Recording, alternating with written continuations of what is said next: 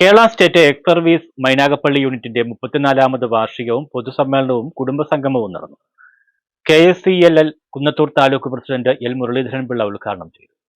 Kerala state X services Mynagappally unit 34ാമത് വാർഷികവും പൊതുസമ്മേളനവും കുടുംബസംഗമവും Mynagappally വിമുക്ത ഭട ഭവനിൽ നടന്നു. രാവിലെ 8-ന് പതാക ഉയർത്തൽ unit wise president K Vasudevan Pillai നിർവഹിച്ചു.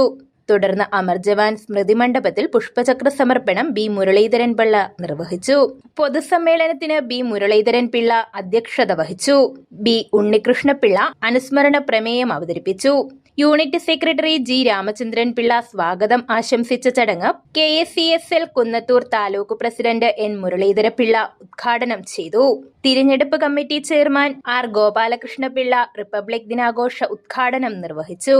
താലൂക്ക് മഹിളാ വിംഗ് പ്രസിഡന്റ് ഓമനയമ്മ കുടുംബസംഗമം ഉദ്ഘാടനം ചെയ്തു. റിട്ടയർഡ് കേണൽ ജോർജ് വൈദ്യൻ മുഖ്യ അതിഥിയായി പങ്കെടുത്തു. കൊല്ലം ജില്ലാ ലീഗൽ അഡ്വൈസർ ചന്ദ്രശേഖരപിള്ള മുഖ്യപ്രഭാഷണം നടത്തി.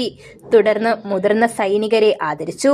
മൈനാഗപ്പള്ളി മഹിളാ വിംഗ് യൂണിറ്റ് സെക്രട്ടറി രമാദേവിയും KSCSL മഹിളാ വിംഗ് കുന്നത്തൂർ താലൂക്ക് സെക്രട്ടറി ശൈലജ മുരളീധരനും ചേർന്ന് ക്യാഷ് അവാർഡ് വിതരണം ചെയ്തു. തുടർന്ന് കലാമത്സരങ്ങൾ നടന്നു.